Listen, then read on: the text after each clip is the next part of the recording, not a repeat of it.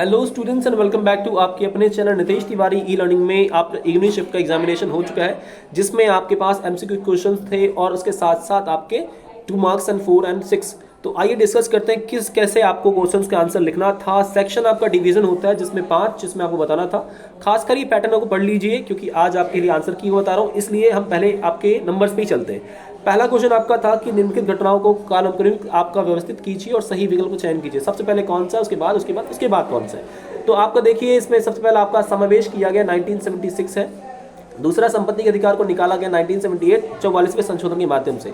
तीसरा आपका मोतीलाल नेहरू ने घोषणा की थी घोषणा पत्र की 1928 में, और भारत राष्ट्र ये आपका जो है वो 1993 है। तो इसका मतलब देखिए सबसे पहले 28 होना चाहिए, मतलब तीसरा ये पहला होना चाहिए।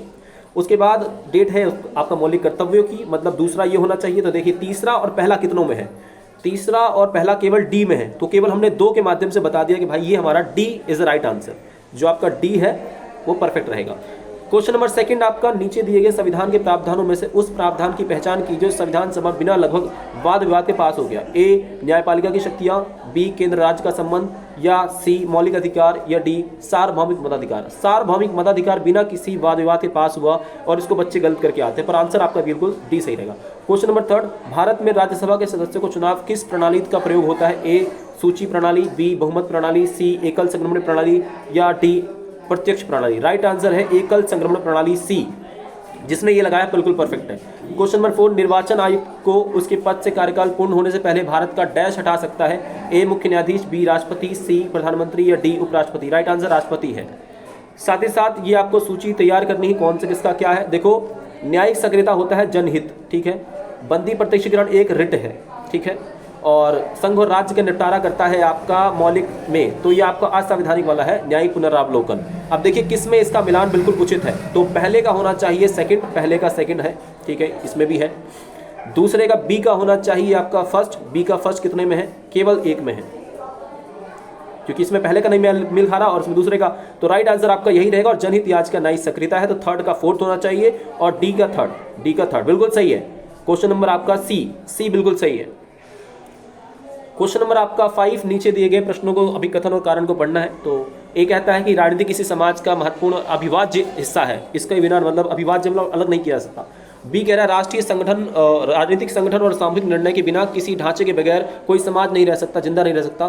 दोनों सही है। और कथन कारण की व्याख्या ज्यादातर वैसे यही क्वेश्चन होता है, इसमें कंफ्यूजन हो जाती है, बट ए ही रहेगा इसका, ठीक है। क्वेश्चन नंबर 7 राज्यसभा का पदेन अध्यक्ष कौन होता है। ए राष्ट्रपति, बी उपराष्ट्रपति, सी प्रधानमंत्री, या डी उप प्रधानमंत्री। राज्यसभा बोल रहा है तो उपराष्ट्रपति सही रहेगा, ठीक है। क्वेश्चन नंबर 7 आपका स्वतंत्रता मानव मात्र का मौलिक अधिकार है। आधुनिक काल में यह कथन सबसे पहले किसने सिद्ध किया। A Mahatma Gandhi, B Karl Marx, C Rousseau, D Ambedkar. Right answer आपका रहेगा कार्ल मार्क्स ने किया है। Question number 9 freedom from fear, भय से मुक्ति नामक पुस्तक किसने लिखी। Nelson Mandela, B Mahatma Gandhi, C Subhash Chandra Bose, D Aung San सू। राइट आंसर है आंग सांग सू, जो कि म्यांमार से थी। क्वेश्चन नंबर 10 अभिकथन कारण है किसी भी सामाजिक जीवन को कुछ नियमों और कानूनों को जरूरत होती है। स्वतंत्रता के लिए मंडेला ने अपने जीवन के 28 वर्षों के लिए जेल की काट कोठरियों में रहे। देखिए अब यहाँ पे देखिए कुछ नियम कानून है, दोनों सही है, लेकिन कथन कारण की इसमें पक्का व्याख्या नहीं कर रहा है, तो बी आंसर बिल्कुल सही होना चाहिए, क्योंकि इसमें स्वतंत्रता के बारे में आंसर नहीं है, तो हम बी पे चले जाएंगे, दोनों सही तो है।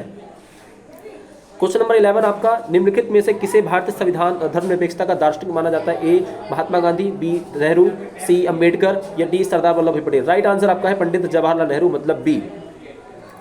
क्वेश्चन नंबर आपका 12 किस देश में एक विशेष समुदाय द्वारा बनी या द्वारा पहनी जाने वाली परंपरागत फैज टोपी को हैट कानून के जरिए प्रतिबंधित किया गया। एक आपका America, B Pakistan, C Israel, या डी तुर्की। राइट आंसर आपका डी रहेगा, तुर्की। क्वेश्चन अगला आपका सरकारी आयोग क्या था। देखिए सरकारी आयोग आपका 1983 में आपका आता है और ये केंद्र और राज्यों के संबंधों को पुनर्भाषित करने के लिए बनाया गया, इतना लिख दीजिए काफ़ी है। अगला है आपका कि इसमें आपका राजनीतिक सिद्धांत के किन्हीं 2 उद्देश्यों को लिखिए। राजनीतिक सिद्धांत जो है आपका उसमें समानता, स्वतंत्रता जैसे आपकी चीज़ों को एक प्रकार से आपको सिखाता है, साथ ही साथ एक अच्छे नागरिक बनने के लिए और जागरूक नागरिक बनने के लिए प्रेरित करता है। क्वेश्चन नंबर आपका 15 है जिसमें आपको बताना है प्राकृतिक और सामाजिक जो असमानता है उसमें तुलना करनी है। जो प्राकृतिक असमानता है ये आपकी जन्मगत होती है, जन्म के साथ होती है, जिसको हटाया नहीं जा सकता। सामाजिक असमानता जो जाति, धर्म इत्यादि के आधार पर समाज क्रिएट करता है, समाज इसको शुरू करता है। साथ ही साथ दोस्तों यहाँ पर आपका है क्वेश्चन नंबर 16, जिसमें यूरोप में एक सांस्कृतिक राज्य की मांगों को संतुष्ट करने के लिए 2 परिणाम। देखिए यहाँ पर बेल्जियम में, देखिए बेल्जियम में किस प्रकार से रहा, किस प्रकार से स्पेन में रहा, तो वहाँ पर एक सांस्कृतिक राज्य की मांग जो शुरू थी वहाँ पर उसको माना गया। तो ये आपका लगभग रहेगा। क्वेश्चन नंबर आपका है 17, विधानसभा चुनाव खड़ा होने के उम्मीदवार के लिए आवश्यक किन्हीं 2 योग्यताओं को बताइए। विधानसभा उम्मीदवार है तो पहली बात भारत नागरिक होने चाहिए। समय सीमा, जो उम्र है आपकी विधानसभा की 25 वर्ष आपकी होती है, वह पूरी होनी चाहिए। साथ ही साथ कोई जघन्य आपराधिक केस ना हो, और ये सारा जरूरी होता है लगभग। उसके बाद आपका क्वेश्चन नंबर 19, जहां पर संविधान सभा के सदस्य द्वारा पृथक निर्वाचन मंडल के स्थान पर आरक्षित निर्वाचन क्षेत्रों की व्यवस्था अपनाने के इन्हीं 2 कारण। क्योंकि पृथक निर्वाचन मंडल एक समाज का व्यक्ति खड़ा होगा, उसी के लोग उसे वोट देंगे, मतलब पूरे समाज से ये लोग कट जाएंगे, तो इसलिए हमने इसको अपनाया नहीं।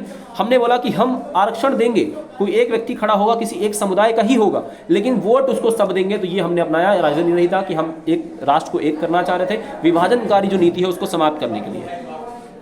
न्यायपालिका को स्वतंत्र बनाने के लिए विभिन्न पहलू कौन से हैं? तो देखिए, न्यायपालिका की स्वतंत्रता आप सुनिश्चित कर सकते हैं। न्यायाधीश की नियुक्ति निष्पक्ष और एक आपकी बिना किसी हस्तक्षेप के हो। दूसरा, संसद जो है हस्तक्षेप ना करे, सरकार को अंग उन्हें परेशान ना करे। न्यायाधीश का जो कार्यकाल है वह निश्चित होना चाहिए। ये सारे पॉइंट लिखें, बिल्कुल सही है। स्थानीय शासन किसे कहते हैं? गांव और जिला स्तर के शासन को स्थानीय शासन कहते हैं। स्थानीय शासन के लाभ बहुत हैं, जिसमें पहला लाभ आप बताइए कि यह सबसे नजदीक का शासन होता है, और अनपढ़ गवार जो है या पढ़े लिखे लोग नहीं हैं उन तक भी स्थानीय शासन की पहुंच होती है। साथ ही साथ जो समस्याओं का समाधान है रोजमर्रा की, वो यहीं किया जा सकता है। स्थानीय शासन के विषय में संविधान के 2 सदस्यों नेहरू और अम्बेडकर के विचार। देखिए, तुलनात्मक अध्ययन यही कि दोनों का ये मानना है कि यहाँ पर जो स्थानीय शासन है वो एक विकेंद्रीकरण की जो प्रक्रिया है उसको बढ़ावा देगा। साथ ही साथ यहाँ संघर्ष भी आते हैं कि ये कहीं ना कहीं से जो संघर्ष की स्थिति है वह भी उत्पन्न कर सकता है, तो ये आप लिख सकते थे। साथ ही साथ आपका क्वेश्चन बहुत है इंपॉर्टेंट क्वेश्चन आंसर में मैंने डाला हुआ था कि लचीला और कठोर संविधान के समावेश कैसे है। भारतीय संविधान लचीला इसलिए है क्योंकि संशोधन किए जा सकते हैं समय के साथ, और कठोर इसलिए है क्योंकि संविधान के कुछ ऐसे भाग हैं जैसे मौलिक अधिकार हो गया, मौलिक कर्तव्य हो गया, इनमें परिवर्तन करना बहुत मुश्किल है। संविधान के 3 तरीके संशोधन के, आपका 368 के अनुसार, जिसमें एक आपका सामान्य आपका बहुमत है। सामान्य बहुमत मतलब 100 में से किसी 50 लोगों ने हाँ कर दिया तो बहुमत हो गया, ये लचीले में आ गया। लेकिन अगर 100 लोगों में से 66 लोग कहें हाँ, तब होना चाहिए, कठोर में आएगा। साथ ही साथ 66 के साथ 15 राज्यों की सहमति, यह भी कठोर में आएगा। तो कुछ ऐसे चीजें हैं जिनमें संशोधन करना आसान है तो वो लचीला है, कुछ ऐसी चीजें संविधान में जिनको संशोधन करना मुश्किल है तो वो कठोर में आ गया। साथ ही साथ आप बताएंगे यहाँ पे आपका संविधान के राजनीतिक दर्शन पर प्रकाश डालना है। देखिए, संविधान के राजनीतिक दर्शन की जब हम बात करते हैं तो हमारा संविधान एक ऐसा संविधान है, समावेशी है, जहाँ लोकतांत्रिक है, जहाँ धर्मनिरपेक्षता है, जहाँ पे सभी समाजों को आर्थिक न्याय, सामाजिक न्याय और पिछड़े वर्गों के लिए व्यवस्था। तो इसकी आप आंसर लिख सकते थे ऐसा बना करके। ये क्वेश्चन तो बहुत इजी है, करवाया हुआ है। स्वास्थ्य संबंध और पर संबंध में अंतर, जो आपका जॉन स्टुअर्ट मिल का है ये, जिसमें स्वास्थ्य संबंध ऐसे काम है जिसको करने से केवल आपको हानि हो। स्वास्थ्य संबंध ऐसे काम है जिसको करने से केवल आपको हानि होगी, वे होंगे स्वास्थ्य संबंध। और पर संबंध ऐसे काम है जिसको करने से आपके साथ साथ समाज के लोगों को भी हानि होगी, वे होंगे पर संबंध। स्वास्थ्य संबंध पे आपका प्रतिबंध नहीं होना चाहिए, और जॉन स्टुअर्ट मिल भी इसको कहते हैं। पर संबंध में आपका संबंध, आपके प्रतिबंध होने चाहिए, क्योंकि आपकी वजह से भी हानि किसी को हो सकती है। क्वेश्चन अगला है, राजनीतिक और आर्थिक अधिकारों को उदाहरण। राजनीतिक अधिकार, वोट देने का अधिकार, चुनाव लड़ने का आपका अधिकार, साथ ही साथ संगठन बनाने का अधिकार, किसी राजनीतिक पार्टी को बनाने का अधिकार, ये सारा का सारा राजनीतिक है। आर्थिक अधिकार में आप बताइए, आपको रोजगार पाने का अधिकार है, आप रोजगार पा सकते हैं, अपना कोई रोजगार खोल सकते हैं, ये आंसर आपको लिख देना था। क्वेश्चन नंबर आपका यहाँ है पैसेज वाला। पहला पैसेज आपका है, भारत एक डैश राज्य है। भारत एक साम्यवादी राज्य है, बी अराजकतावादी राज्य है, सी धर्मनिरपेक्ष राज्य है, डी धर्मनिरपेक्ष राज्य है आपका। इसका आंसर है धर्मनिरपेक्ष भारत राज्य है, डी। क्वेश्चन नंबर आपका 22, जिसमें निम्नलिखित में से कौन सी विशेषता भारतीय धर्मनिरपेक्षता से असंगत है? ए एक धर्म के भिन्न पंथों के बीच समानता पर जोर, बी धर्म व राज्य के एक दूसरे के मामले में हस्तक्षेप की नीति, सी व्यक्ति के अधिकारों का संरक्षण, या फिर डी धार्मिक समुदाय के अधिकारों का संरक्षण। देखिए, यहाँ पर अगर हम भारत की धर्मनिरपेक्षता की एक बात करें, असंगत है, तो असंगत में अगर हम बात करेंगे तो भैया इसका पैसेज के अनुसार तो कोई पॉइंट बन नहीं रहा है, तो हम लोग चले जाएंगे इसमें कि हस्तक्षेप की नीति तो शायद नहीं है पूरी तरीके से, क्योंकि अगर कोई त्रुटि होगी, कोई कमी होगी तो उसको दूर करता, तो मैं इस पे जाना चाहूँगा। बाकी आप लोग कमेंट करके बता सकते हैं आपने क्या लगाया। थर्ड आपका है, धर्मनिरपेक्षता होने के लिए राज्य सत्ता के लिए क्या आवश्यक है? एक, राज्य का कोई आधिकारिक धर्म ना हो। भाई देखो, बिल्कुल अब नीचे जाना ही नहीं है, राज्य का कोई आधिकारिक धर्म ना हो, ये बिल्कुल सही है। अगला क्वेश्चन है कि प्रथम विश्व युद्ध के पश्चात सत्ता में आए कमाल पाशा, जिन्होंने आपका अपने देश में धर्मनिरपेक्षता बनाने के लिए आक्रामक कदम उठाए, निम्नलिखित कौन है वो? ए अमेरिका, बी तुर्की, सी इजराइल, या डी फ्रांस। राइट आंसर तुर्की है। मैप के कार्टून में देख लो भाई, मैप में क्या था आपका। अब देखो यहाँ तो बिल्कुल सिंपल है, कल का थोड़ा टफ था एक क्वेश्चन, बाकी सब तो ईजी है। ये आपका नया राज्य तेलंगाना है, विभाजित में 2 है, कावेरी विवाद में 2 है आपका, कर्नाटक और तमिलनाडु, देख लेंगे कौन का ऑप्शन है। मध्य प्रदेश से आपका छत्तीसगढ़ अलग हुआ, देखेंगे ऑप्शन। बाकी 1977 में केंद्र राज्यों को पुनर्भाषित करने के लिए दस्तावेज किसने दिए, तो इसको हम देख लेंगे कौन है। सबसे पहला आपका आ जाएगा आंध्रा का, आ जाएगा बी, इसका बी, पहले का बी रहेगा। दूसरा कावेरी जल विवाद में कर्नाटक नहीं है, मतलब तमिलनाडु का आंसर है, तो ए, दूसरे का ए। तीसरा 2000 में मध्य प्रदेश से अलग हुआ राज्य, तो मध्य प्रदेश से अलग हुआ है छत्तीसगढ़, आपने बिल्कुल डी लगाना था। लास्ट में एक ही बचा है, तो लास्ट वाले का हो जाएगा आपका पश्चिम बंगाल, जो कि हो जाएगा सी। ये परफेक्ट आंसर है, एक भी क्वेश्चन अभी तक गलत नहीं हुआ है। आशा करता हूँ आपको अच्छा लग रहा हो। प्लीज़ चैनल को सब्सक्राइब कर लो, बेल आइकन को दबा दो।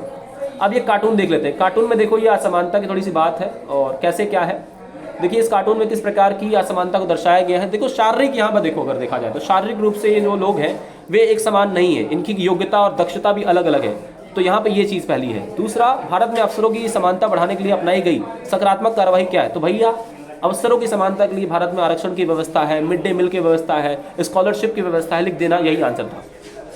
विभेदक बर्ताव में समानता को स्थापित करने के लिए क्या किया गया है, जो पिछड़े वर्ग है उनको आरक्षण दिया गया है, साथ खासकर जो महिलाएं हैं या बुजुर्ग हैं उन्हें आरक्षण या सीटों जैसे बक्स में उनके लिए आरक्षित सीटें होती हैं, तो इस तरह की व्यवस्थाएं की गई हैं। संविधान के कार्य, अरे यार इतने इजी क्वेश्चन है। संविधान के बहुत कार्य है। पहला कार्य है समन्वय, आम जनता में समन्वय और विश्वास कायम करना, पहला काम। दूसरा, सरकार कैसे बनेगी, निर्णय कौन लेगा, शक्ति किसके पास होगी, दूसरा ये। तीसरा काम होता है कि सरकार की शक्तियों पर सीमाएं लगाना। चौथा, सरकार को इतना शक्तिशाली बनाना कि वे आम जनता के लिए काम कर सके। परफेक्टली आपका यही आंसर है। मौलिक अधिकार और राज्य के नीति निर्देशित तत्व, भाई ये बताया हुआ था, ये मोस्ट इंपोर्टेंट क्वेश्चन, आप चेक कर लो जाकर। एक बात सच है मेरी, सारे क्वेश्चन ये मेरे करवाए हुए हैं, कल के भी और आज के भी। आप देख सकते हैं 12th में भी अगर आप साथ रहेंगे ऐसे ही क्वेश्चन आपके फंसते रहेंगे और आप बहुत अच्छा स्कोर करेंगे। तो भाई मौलिक अधिकार अमेरिका से लिया है, राज्य के नीति तत्व आपके आयरलैंड से।